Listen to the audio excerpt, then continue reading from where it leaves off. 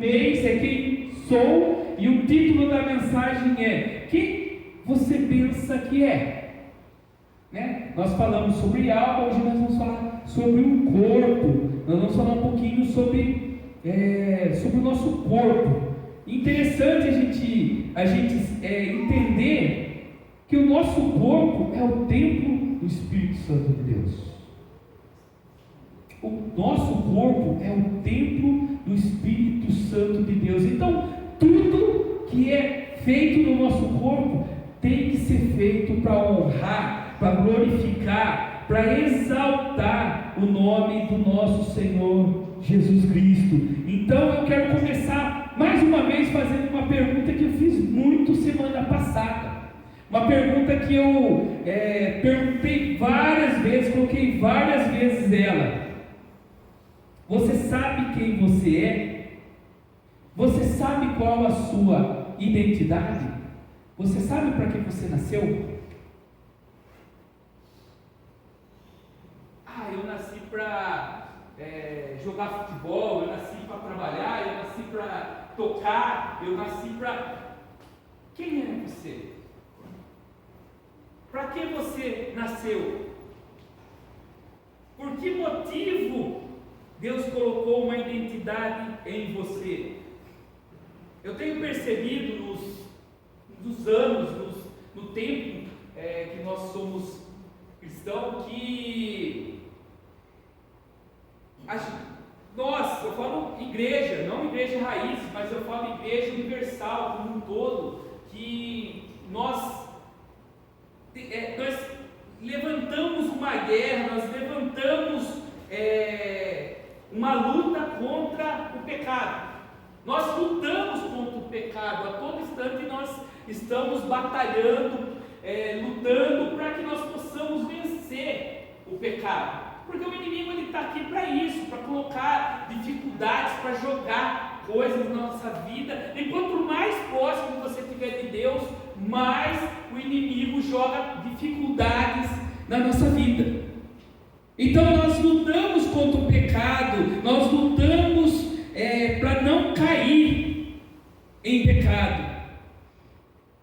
Nós lutamos contra os hábitos esses que nos faz, muitas das vezes, tentar nos destruir mesmo, hábitos destrutivos contra a nossa vida, hábitos que criam regras para o nosso corpo. E eu vou mostrar para vocês o que Deus fala sobre isso, sobre essa luta, sobre essa dificuldade do nosso corpo, lutar contra o pecado. Então nós vamos, à luz da palavra, ver o que Deus colocou para nós. Eu queria que os irmãos estivessem abrindo suas Bíblias em 1 Coríntios, versículo 6, capítulo 6, do versículo 15 em diante. 1 Coríntios 6, do versículo 15 em diante. Então nós vamos entender um pouquinho o que o poderoso, o que aquele Deus maravilhoso, como nós falamos semana passada, aquele Deus que nos formou, aquele Deus que nos criou, aquele Deus que desceu e com as suas próprias mãos nos teceu. O que ele fala sobre isso, né? Aquele que colocou a nossa identidade, aquele que criou um propósito para nossas vidas, aquele que escreveu a nossa história. O que Deus fala sobre isso? Versículo 15 diz assim: vocês não sabem que os seus corpos são membros de Cristo? Tomarei eu os membros de Cristo e os unirei a uma prostituta? De maneira nenhuma. Vocês não sabem que aquele que se une a uma prostituta é um corpo com ela? Pois como está escrito, os dois serão uma só carne. Mas aquele que se une ao Senhor é um espírito com Ele. Fujam da imoralidade sexual. Todos os outros pecados que alguém comete fora do corpo, os comete. Mas quem peca sexualmente, peca contra o seu próprio corpo. Acaso não sabem que o corpo de vocês é santuário do Espírito Santo, que habita em vocês, que lhes foi dado por Deus, e que vocês não são de si mesmos? Vocês foram comprados por alto preço. Portanto, glorifiquem a Deus, o seu próprio corpo. Amém? Essa palavra é bem bacana, que Paulo ele fala à igreja de Coríntios. E aqui a gente começa a ver sobre isso, ver a luta contra a carnalidade. Nós começamos a ver a luta contra a imoralidade sexual. Então nós vemos muitas pessoas lutando contra isso, contra os pecados que destrói, principalmente nessa geração. Essa geração que está destruindo, ou depravando, ou derrubando tudo aquilo que Deus construiu. Nós vemos tantas referências, né? Semana passada nós falamos muito sobre isso, de eu querer me espelhar em algo, de eu querer olhar para alguma coisa e querer fazer igual, né? Querer ser como. Deus te fez único, Deus te fez exclusivo, mas nós vemos que no mundo onde nós estamos vivendo, muitas coisas ruins estão acontecendo. Nós não precisamos citar nomes, não precisamos falar, mas esses dias mesmo atrás, enquanto o Rio Grande do Sul estava passando por uma grande dificuldade, inundação, pessoas morrendo, pessoas perdendo tudo aquilo que eles tinham, nós vemos que aqui no estado, eu acho que foi no Rio de Janeiro, teve um show que fala muito sobre o que nós acabamos de ver, com muita coisa nojenta, com muita coisa que Deus não se agrada. Então nós vemos que no mundo onde nós estamos vivendo, está surgindo muitas coisas para derrubar tudo aquilo que Deus criou, derrubar tudo aquilo que Deus fez com tanto carinho, com tanto amor, além de muitas outras coisas. Aqui eu citei um show, né, que existiu, mas muitas outras coisas que surgem, por exemplo, no celular, aplicativos que mostram imoralidade sexual, onde que nós precisamos tomar cuidado, principalmente com nossas crianças e adolescentes. Nós precisamos ficar atentos, porque assim, o inimigo não brinca de ser inimigo. O inimigo ele não fica tranquilo no lugar dele, mas ele fica a todo momento criando ferramentas para derrubar a igreja do Senhor.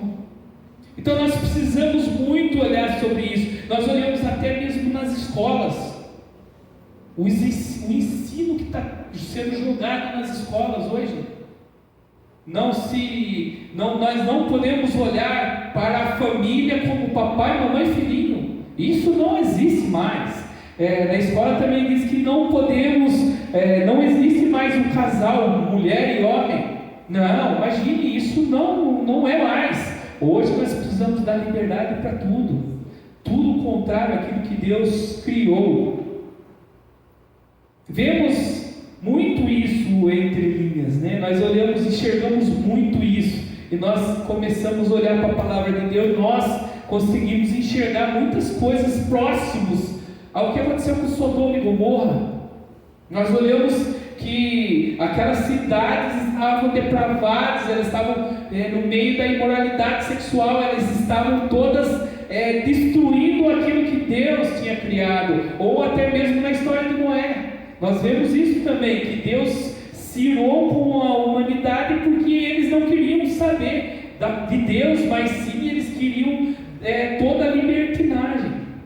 Então nós olhamos que isso aconteceu na palavra de Deus, mas isso também está acontecendo agora. A sociedade cada vez está ficando pior. Cada vez a sociedade está ficando pior. Cada vez mais nós enxergamos tudo em todas as áreas sendo arrebentadas. Nós vemos aí políticos que foram condenados e agora estão sendo libertos, né? Soltos sem nenhuma acusação. E em contrapartida nós olhamos pessoas sendo presas sem ter acusação contra eles. Então nós estamos olhando uma sociedade que não quer saber de Deus. Então nós precisamos nos blindar, nós precisamos cuidar da nossa família, nós precisamos cuidar dos nossos filhos, saber o que eles estão assistindo, sabendo o que eles estão fazendo, como que está sendo o ensino deles. Isso é um alerta para a igreja. Tudo isso aqui que nós acabamos de ouvir é um alerta para a igreja. Aqui estava se falando da igreja de Coríntios, mas cai muito bem para nós. Nós estamos em constante oração, nós estamos buscando a orientação do Senhor, nós estamos em todos os momentos orando a Deus. O inimigo, mais uma vez, o inimigo não brinca de ser inimigo. A estratégia dele é destruir a partir da infância. Ele começa a destruir a partir da infância. Mas pastor, por que você está dizendo tudo isso? Por que o senhor está dizendo tudo isso? Porque o texto que nós acabamos de ler, ele fala sobre imoralidade dentro da igreja. Dentro da igreja. No momento que Paulo estava exortando a igreja, ele estava acontecendo essa imoralidade. Interessante que essa prostituição que Paulo fala nesse momento, ali ele estava falando de prostituição mesmo, mas nós podemos pegar no Antigo Testamento que Deus ele colocava a prostituição sobre qualquer coisa que o tirava de ser o primeiro na nossa vida, da vida dele ser o primeiro na vida do povo. Então todas as vezes que o povo o tirava de ser o primeiro, Deus falava: o povo está se prostituindo. Então o povo estava buscando outros deuses, buscando outras formas e deixando o Deus verdadeiro sair do primeiro lugar. Então aqui nós podemos olhar para esse texto e enxergar isso. O que o povo, o que essa sociedade está fazendo, que está tomando o nome de prostituição? O que nós temos colocado à frente do nosso Deus? Podemos falar de dinheiro. O dinheiro, se nós não tomarmos cuidado, ele corrompe a nós. Ele corrompe o cristão e ele tira Deus do primeiro lugar. Nós podemos falar de tantas outras coisas, mas aqui Paulo ele estava exortando a igreja, porque o povo estava se prostituindo. E aqui não é só a prostituição comprada, mas é a prostituição feita fora do casamento, ou antes do casamento. Nos nossos tempos hoje existe um agravante maior. Existe a prostituição virtual. Hoje temos até a prostituição virtual, tudo coisas que nos atrapalham com o relacionamento com Deus. Tudo coisas que nos atrapalham com Deus.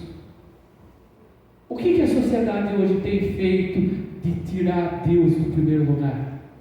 O que tem sido colocado no lugar de Deus? O que tem tirado Deus do primeiro lugar? Legal que Paulo, quando ele vai exortar a igreja aqui, ele podia muito bem, ele podia ter pegado a lei de Moisés, falado: vocês estão se prostituindo, vocês estão fazendo coisas erradas, vocês estão fazendo coisas que não agradam a Deus. E lá, quando Moisés escreveu as leis, lá se dizia que você podia ser apedrejado. Eu podia levar você para fora da cidade e apedrejar você até a morte. Ele podia ter pego essa passagem, ele podia ter feito dessa forma. Mas o interessante é que ele agiu de uma forma diferente.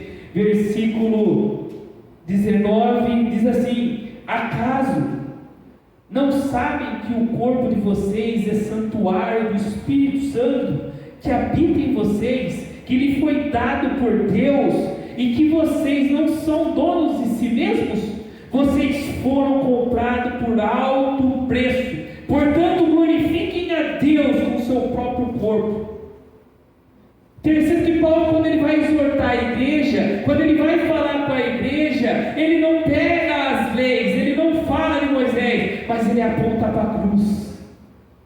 Ele aponta para a cruz, ele mostra para essa igreja, ele mostra para eles que eles estão se prostituindo, mas que eles precisam olhar para a cruz, que eles precisam enxergar para a cruz. Mas pastor, por que Paulo falou isso? Por que Paulo mostrou? Porque a nossa identidade está em Cristo Jesus. A nossa identidade está em Cristo Jesus. A partir do momento que eu olho para Cristo, quando eu estou em pecado, quando eu estou fazendo algo errado, quando eu olho para Ele, eu enxergo a minha identidade e eu me arrependo de todos os meus pecados. Eu consigo dentro de mim mudar tudo aquilo que está sendo feito e que não agrada a Deus. Então Paulo, ele mostra a justificação. Em vez de ele mostrar a lei, Paulo mostra a graça. Graça essa que nós vamos estar participando daqui a um momento. Graça essa que nós precisamos estar a todo momento, a todo instante, relembrando. Lembrando de que Deus morreu numa cruz. Deus fez algo tremendo. Amor que só Ele poderia ter feito por nós. Pega bem isso que eu vou dizer agora para vocês. Como faço para escapar dos pecados que estão cauterizados dentro de mim? Olha para a cruz. Lembre-se de quem você é em Jesus Cristo. Lembre de quem você é na cruz. A sua identidade está em cima do que Cristo fez, em cima daquilo que Cristo escreveu por você. Você é santuário de Deus. O seu corpo é o santuário de Deus. Tudo que o seu corpo faz tem que ser para honrar, para glorificar e para exaltar o nosso Deus. Você sabe quem você é em Cristo Jesus? Você sabe que em Cristo Jesus Ele te liberta de todo o pecado, de todo o mal que tem dentro de você, aquele pecado enraizado, aquele pecado de estimação. Ah, pastor, eu não tenho esse pecado. Eu sou livre de tudo isso. Eu sou quase um anjo aqui na terra. Meu irmão, tem sempre aquilo que a gente precisa de libertação. Tem sempre aquilo que nós precisamos colocar na mão do Senhor. Então lembre-se, seu corpo é a casa do Espírito Santo. E por que você vai alugar essa casa para aquilo que só traz desgraça para nossas vidas? Por que eu vou pegar o meu corpo, que é o templo do Espírito Santo, que é a casa do Espírito Santo, que eu não sou, eu não tenho posse, aquilo que eu não tenho controle, que é tudo de Deus? Por que eu vou alugar para o nosso inimigo? Por que eu vou dar um espaço para ele? Por que eu vou deixar ele entrar? Por que eu vou deixar ele tomar conta? Aquele que não nos dá nada, aquele que não tem pensamento bom nenhum para mim. Por que eu vou alugar esse espaço para ele? Por que eu vou dar liberdade para ele? Você é casa de Deus. Agora, qual que é a característica? Qual que é a identidade desse templo que é do Espírito Santo de Deus? Romanos 8, versículo 14, diz assim: porque todos os que são guiados pelo Espírito de Deus são filhos de Deus. Então, qual que é essa identificação? Filho de Deus. O seu corpo tem que estar com essa identificação declaração: Ele é o Filho de Deus, Ele é guiado por Deus, Ele é controlado por Deus. Isso tem que estar no seu DNA, isso tem que estar no seu sangue. O Xandão vai saber, quando nós entramos na Caterpillar, eles falam assim que você tem sangue amarelo. Eles falam assim: agora você é um sangue amarelo. Aí eles fazem as postagens assim do lado do trator: eu sou sangue amarelo. Nós temos que ter o DNA: eu sou filho de Deus, eu sou criatura de Deus, eu sou guiado, controlado por Deus. Ele toma conta da minha vida. O sucesso da vida cristã é a execução do propósito, da missão e do chamado que Deus tem para a sua vida. Você ter sucesso na sua vida cristã é você concluir aquilo que Deus colocou de propósito na sua vida, aquilo que Ele colocou de chamado na sua vida, é aquilo que Ele colocou de missão. Não é a minha conta bancária, não é a forma que eu ando, não é o jeito que eu falo, mas sim eu concluí tudo aquilo que Deus colocou na minha vida. Agora, como você se enxerga? Como que você se enxerga? De que forma você, quando você se olha, de que forma você se vê? Eu não estou falando aqui da parte estética, senão eu ia falar para vocês: eu olho e eu vejo um baixinho gordinho. Não estou falando da parte estética, mas eu estou falando do corpo espiritual. Como você se enxerga no corpo espiritual? De que forma você está se olhando? De que forma que você está se enxergando no corpo de Cristo? Como que eu estou gastando os meus dias na obra do Senhor? Como está sendo gasto o meu tempo hoje? O que eu tenho feito hoje? O que estou fazendo? Quem é você? Semana passada eu falei muito sobre isso, da gente sabotar a nossa identidade, de eu falar: Deus me criou, Deus fez algo pela minha vida, mas eu não quero ser assim, eu queria ser como fulano de tal. Eu falei muito sobre isso, da gente sabotar. E nós vemos muitas pessoas aí, cristãs mesmo, que dizem assim, é a forma que eles se enxergam: eu sou azarado, eu não tenho sorte, se eu tirar par ou ímpar, eu não ganho, nem no par ou ímpar eu ganho, então muito menos uma rifa.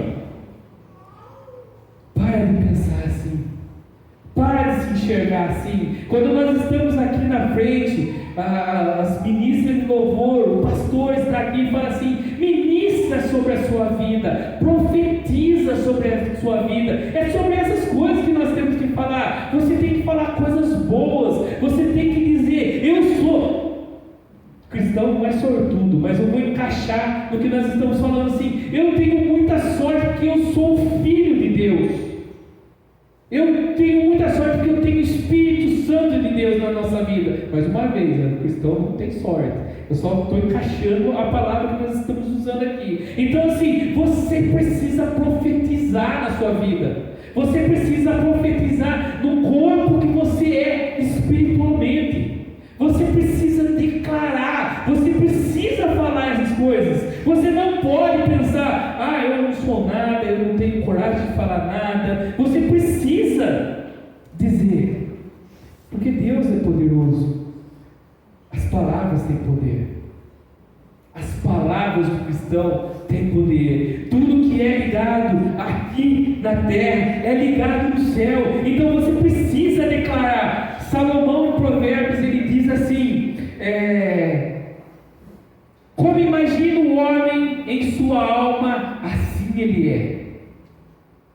Como imagina o homem a sua alma, assim ele é. Então, se ele se imagina uma pessoa que não faz, um corpo inútil, um corpo dentro da igreja que não faz nada, se ele imagina dessa forma, é assim que ele vai ser. É assim que a vida dele vai ser. E não é dessa forma que nós devemos ser. Nós temos que declarar. eu vou levar a palavra do Senhor, eu vou cantar, eu vou exaltar, eu vou falar com meus amigos de escola, eu vou falar com meu vizinho, eu vou pregar a palavra de Deus. O nosso problema é que nós nos comparamos. Semana passada nós falamos muito sobre isso. Nós nos comparamos com coisas, com pessoas, com fenômenos que nós achamos que são as pessoas, que são os caras, que aparecem no Instagram, que aparecem no YouTube. Pessoas essas que, se eu fosse como ela, se eu fosse como ele, eu seria algo especial. Não, você é um ser único e exclusivo. Para você ver como que a internet, as mídias sociais, elas não são boas. Eu estava assistindo um Reels, e nesse Reels falava assim, aparecia uma moça com o cabelo cortado, e ela era trans, e ela tinha um canal que ela apoiava, incentivava as pessoas que não se sentiam no corpo dela, que não era aquilo, a se transformar. E ela declarava lá e incentivava, gente, vocês têm que fazer. E nesse Reels mostrava ela no momento onde que ela estava em conflito. Ela estava em um momento de conflito, e daí ela começou a falar, até comentei isso com a Luana, ela estava falando que assim, mesmo ela sendo trans, mesmo ela ter feito a transformação dela, ela não, naquele momento ela estava falando, eu não incentivo vocês a fazer isso, porque hoje eu olho para o meu corpo, eu vejo meu corpo mutilado, e eu não consigo olhar para um corpo de homem e falar que é igual ao meu. Mas por que você está falando isso? Porque eu estou falando assim, no momento onde que ela está dando risada, que está tudo bonitinho, ela está falando uma coisa, mas no seu íntimo é outro pensamento. Por isso que nós precisamos ser guiados pelo Espírito Santo, por isso que nós precisamos ser aconselhados pelo Espírito Santo, e a partir do momento que nós olhamos para essa situação, que nós vamos atrás dessas buscas que não nos leva a nada, é como se nós estivéssemos olhando para espelhos que refletem uma imagem que eu queria que fosse, mas não é. Quem aqui já foi no zoológico de Piracicaba? Lá tem um quarto, um ambiente onde tem vários espelhos, e cada espelho que você olha, você fica de uma forma. Em um você fica baixinho, gordinho, no outro você olha, você fica altão, magro. Então ali não mostra a realidade verdadeira nossa. Ali mostra algo que eu estou enxergando, mas não é o meu verdadeiro. E a partir do momento que eu olho para esse espelho, que eu vejo aquilo que eu queria ver, mas não é verdadeiramente o que eu sinto lá dentro, eu começo a rejeitar tudo aquilo que Deus escreveu. Porque eu olho para algo que não existe, e aquilo que Deus escreveu sobre a minha vida, sobre o meu corpo, eu rejeito. Eu deixo de fazer aquilo que Deus colocou na minha vida. Então eu rejeito as ordenanças do Espírito Santo de Deus. E isso entristece muito a Deus. Mas como que eu resolvo tudo isso? Vai se conhecer no profundo com Deus. Como que eu consigo parar de me comparar, parar de pensar a forma que Deus vai me usar? Como que eu paro de me espelhar em outra pessoa e começa a se conhecer. Vai ter um encontro verdadeiro com Deus. Mateus 6, 22. Já estou quase encerrando. Mateus 6, 22 diz assim: os olhos são a candeia do corpo. Se os seus olhos forem bons, todo o seu corpo será cheio de luz. Mas se os seus olhos forem maus, todo o seu corpo será cheio de trevas. Portanto, se a luz que está dentro de você são trevas, que tremendas trevas são. Em que luz você está? o seu corpo espiritual, em que luz está? Na luz de Cristo? Na luz que Deus preparou para nós? Ou está em trevas? Repetindo o final do versículo: portanto, se a luz que está dentro de você são trevas, que tremenda trevas são. Se você está em trevas, você vai se afundar mais ainda. Se você estiver em luz, você vai iluminar. Aí eu te digo, qual luz você está? Deus te trouxe aqui hoje para desembaraçar a sua visão, para que você possa enxergar aquilo que Ele quer em você no corpo de Cristo. Semana passada nós falamos muito sobre alma, sobre identidade, sobre a personalidade. Hoje nós falamos sobre o corpo. Aonde você está deixando o seu corpo entrar? Luz ou trevas? Qual que está controlando mais o seu íntimo? O que está mais controlando a sua vida? Você está buscando a luz de Deus para a sua vida? Queria que os irmãos estivessem fechando seus olhos nesse momento.